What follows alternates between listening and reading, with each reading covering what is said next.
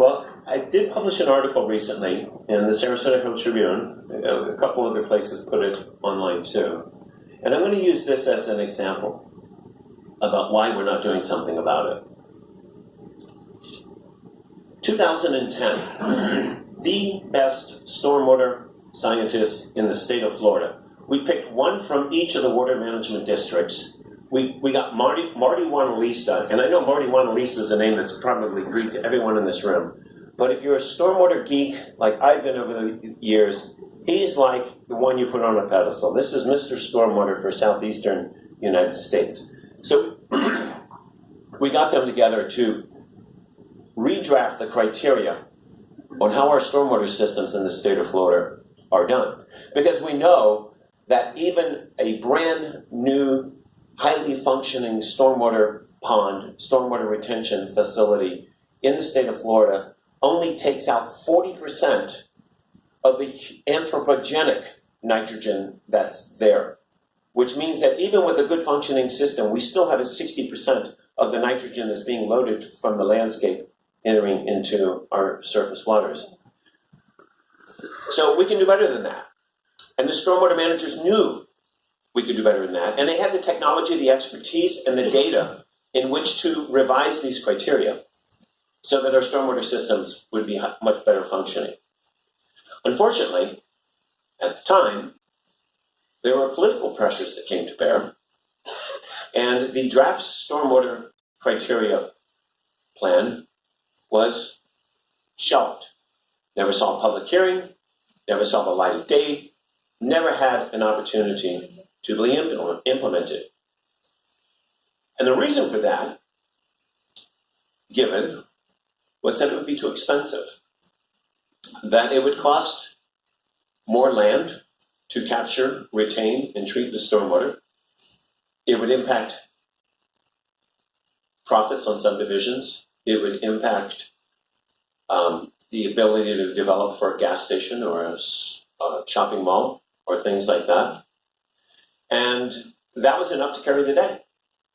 The plan was put aside. So what I'm suggesting really needs to happen here is the way that we do our cost-benefit analysis of these environmental regulation needs a sea change. We need to consider all of the impacts that these regulations have if we do them, if we don't do them, determine the opportunity cost, and then decide whether or not it's cost efficient to adopt the regulation. Day before yesterday, I did a similar presentation to the Siesta Key Association. And you want to talk about a community that is reeling from the impacts of this red tide. Speak to them. It's going to be very interesting to see the economic impact from Fort Myers to Pasco County of those nearshore businesses and the commerce that was lost as a result of it. It'll be also interesting to see the marine-based businesses, such as fishing guides and all of that, that have been lost as a result of the red tide. And one of the things that I'm interested, another really big one, and it doesn't even go without saying, is tourism. Tourism has been devastated this summer, which is the time we really need the tourists to be here, is during the summer. And it's not going to just impact the tourism season for this year. It's going to be bad for next year, and the year after that. This is national and international news, and people are watching what's happening. They're not going to be booking the hotel rooms and eating in the restaurants because they're not going to be putting that money on the line, and it's not going to be refundable from a red tide. But one of the impacts that's really close to me, at the Gulf Coast Community Foundation, I spend a great deal of time working with the most vulnerable citizens of our community. Salvation Army in Charlotte County, Lee County, and South Sarasota County has seen a 30 to 40% uptick in families coming to the Salvation Army needing help because they did not get paid last month. They're not going to get paid next month. And when that rent check comes in the following month, you're going to have 3 months of accumulated impact to families that live from paycheck to paycheck There's 43,000 of those families just in Sarasota County alone.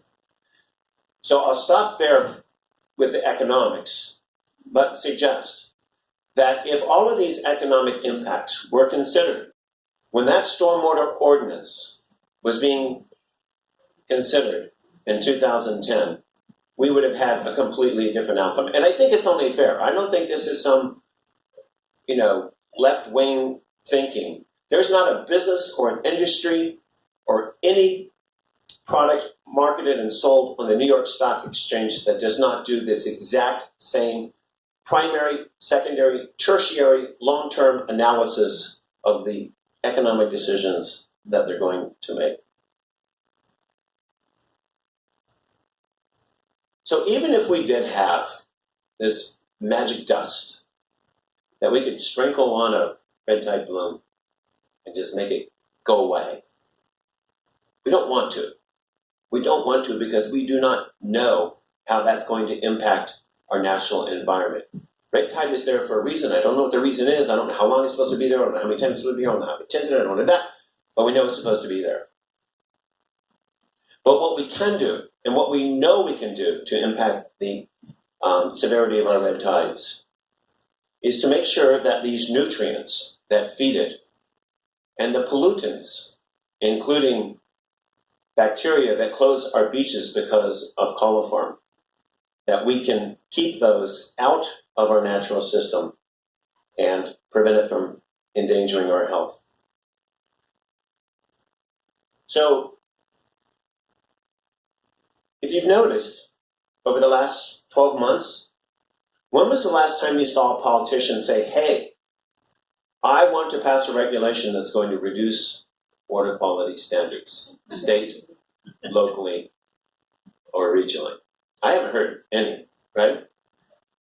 But I have been around long enough and have been doing this long enough to know that that's going to change. As graphic and as sensory powerful as this red tide outbreak is, it will become a distant memory. Trust me on this, it really will. You're going to go to the Sarasota Hill Tribune, and we're going to be talking about something completely different. You're going to Google red tide, and it's going to take you to some advertisement for colored laundry detergent. And the politicians aren't going to be speaking anything of this. In fact, many of the regulators are going to be taking away what's left of the shell of protection measures that we need to keep our bays clean. So, that's kind of the end of what I wanted to talk to you about in terms of red tide. I do want to give you a few specifics about what I think the regulators and what you can potentially do. The first thing that we need to do is that every local government in the state of Florida needs to look at its land development regulation codes with an eye on and a focus on nutrient removal. And you've heard me say nutrient removal, a million times. It really is the problem. That is where the problem is coming from. We need to update our stormwater design codes, the code that was there in 2010 before it was thrown away. We need to adopt a statewide urban fertilizer rule. I wrote the local rule, the first one that was adopted by any county in the state of Florida. We need to have a state rule that sets a minimum standard, and then we need to allow local governments the discretion to improve upon those rules if they live in a hypersensitive coastal area, or if they live in an area that is hypersensitive to the cyanobacteria blue-green algae that create the other form of algae blooms.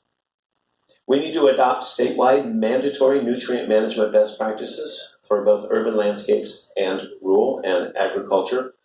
We need to enforce the existing fertilizer ordinances that are on the books. We're not enforcing what's on the books. I can assure you that even though that the commercial applicators are required to go to a training class, It is very short order afterwards as when they're going back to the bad practices. Mm-hmm. One needs to go any given spring to Home Depot or Lowe's and see the truly mountains, a wall of fertilizer that has far too much nitrogen than the plants and the grasses need for our area. You come back 3 days later and the wall is gone. You come back 4 days later and there's a new wall. All of this is ending up feeding Karenia brevis. We need to fund the septic tank replacement systems around the state with a priority on those areas that are in close proximity and in the water tables that are most impacted by the leaching of the nitrogen and the coliform bacteria. And we also need to fund the AWT upgrades around the state.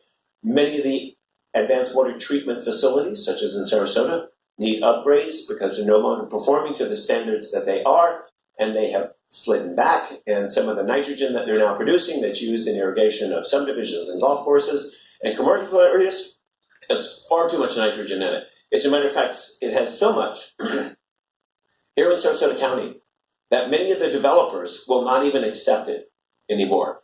Because once they accept it, now they're responsible for the nitrate removal. And unfortunately, the state of Florida has cut back all of the money for the septic tank replacement and all of the AWT replacement. And